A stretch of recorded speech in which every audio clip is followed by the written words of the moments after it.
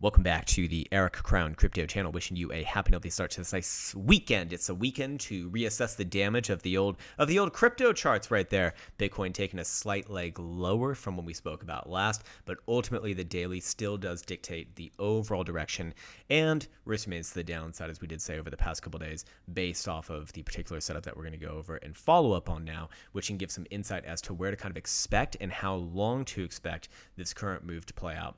Other than that, I think it's time for us to jump right on into it, waste no more time, and start it off right on over here with exactly what we were just talking about, which is the daily. So the daily setup is this.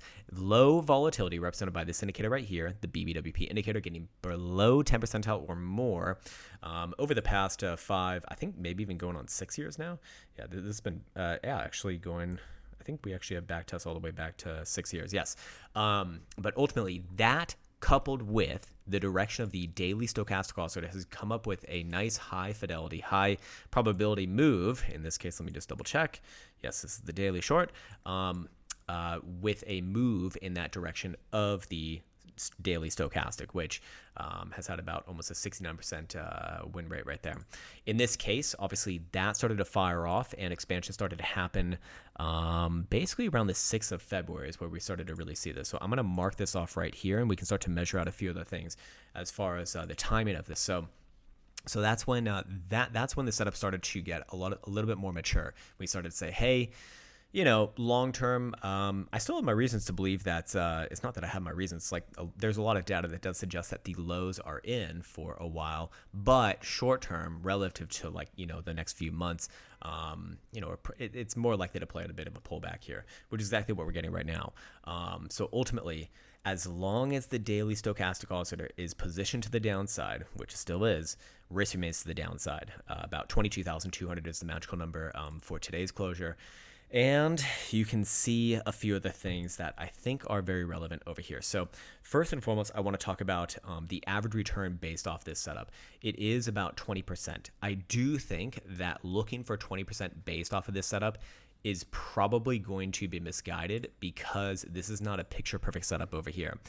As you can see, the volatility portion of this did not really spend a lot of time below that 10 percentile number compared to what you saw back on over here throughout the January massive green dildo party. So that would suggest that the overall effect of this one upon expansion, which is what we're getting right now, probably not going to be as much as those prior ones. So that's when we can start to make a relationship between the average return and maybe the bottom end of the first standard deviation, coming up with a range basically of interest, if you will. So that would put, you know, that would kind of give a range of interest between about 12.5% all the way up to about 20% basically over the course of 11 days, because obviously this one, you know, is going to work out to the downside fashion. It's already like moving in that direction. It's pretty fucking obvious. So yes.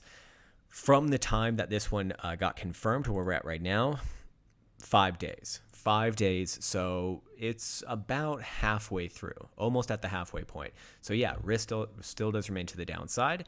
It's still, yeah, I'd say that it's still relatively reasonable to be, you know, looking for more. But as far as percentage goes, well, let's take it from the highs, and where we're at right now is about 11%. So we're pretty close to the bottom side of the first standard deviation. That would put Bitcoin officially at about 21,150 or so. And if we do see another leg on top of that, you know, maybe see like 15 to 16%, that would put Bitcoin at the mid $20,000 territory, which I do believe it is the last CME gap bull coming in from this region right here. And if things get really crazy, you know, again, I wouldn't rule it out, but what would 20% off of current price action look like? You know, that puts Bitcoin down to like the mid to upper 19s. So that's what I think is kind of at stake right now. Personally speaking, though, if Bitcoin does start to close below about $20,000, that's going to be concerning. That's going to be pretty fucking concerning, at least in my opinion. At that point, you're probably going for the full retrace. Just that again, that's personal opinion. You know, price action will do what price action fucking does. But at that point, I'd be like, I'm not so sure about these lows, man. Not so sure about these lows long term. Anyways, moving on now. Something that I forgot to mention yesterday, although it was on my notes, was the weekly hidden bearish divergence over here, which did get confirmed on CME actually. So again, another thing that does suggest that next week, you know, a little bit of pressure, not a little bit, like pressure to the downside in the shorter term. Other than that, what else can we get towards? We can start to talk about, or should we talk about stochastic momentum? Let's actually go over the low-term time frame ranges here. I think this is going to be more interesting first, and then we can go over stochastic momentum. So here's the full hour for Bitcoin. So everything that we just spoke about was relative to the daily and the weekly. So, that's like relatively higher term timeframes. This is a 4-hour time frame, maybe representing the more short term here. And we do have another setup similar to yesterday. And yesterday's one actually still hasn't really fulfilled its general trajectory. In fact, that'd be another thing that does say downsides.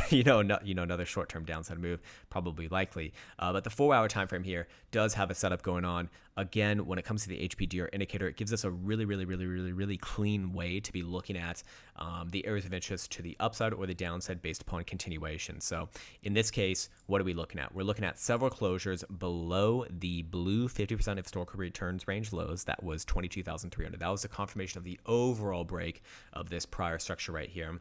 And that has remained consistent basically until today. We're closing once again in the blue range.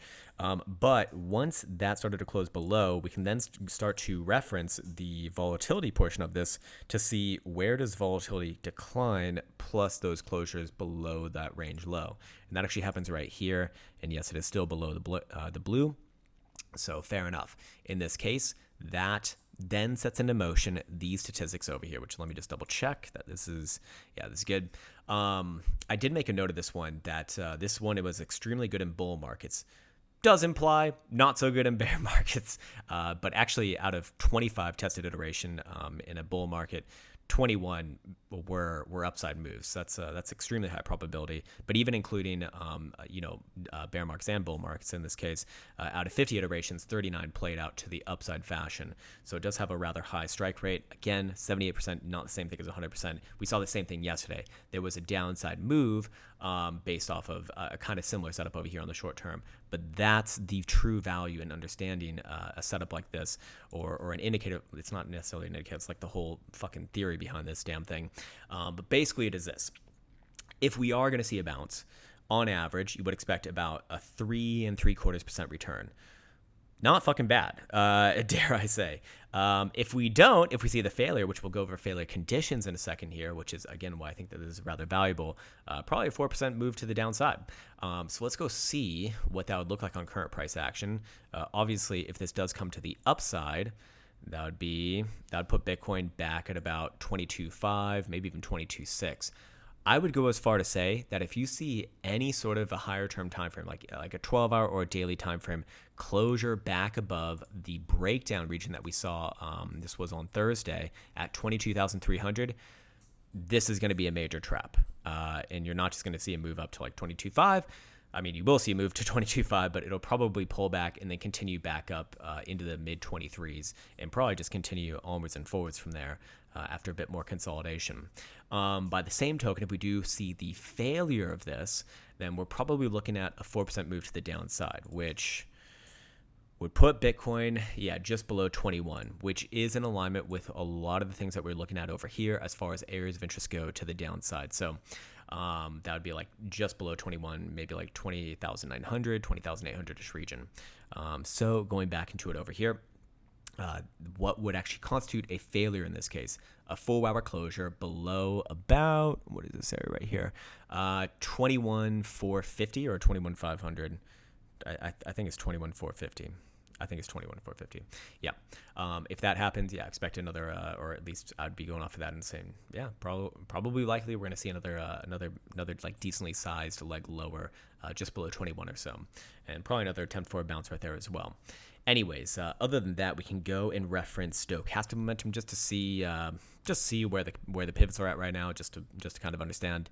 5-day time frame close into the downside for the first time since this rally began, below $24,000. Not fucking good. 2-day time frame is going to be also downside pivoted below 24. I haven't gone back over the 5-day time frame since last week, but that one played out like nearly fucking as perfect as you can ask for. That was pretty cool, honestly. That was pretty fucking cool. Daily time frame, we already know, 150. 12-hour time frame, still nosediving below $22,000. So keep that number in mind, because obviously if the 4-hour were to play out, then that condition will be met. 6-hour time frame will turn up above 21.6.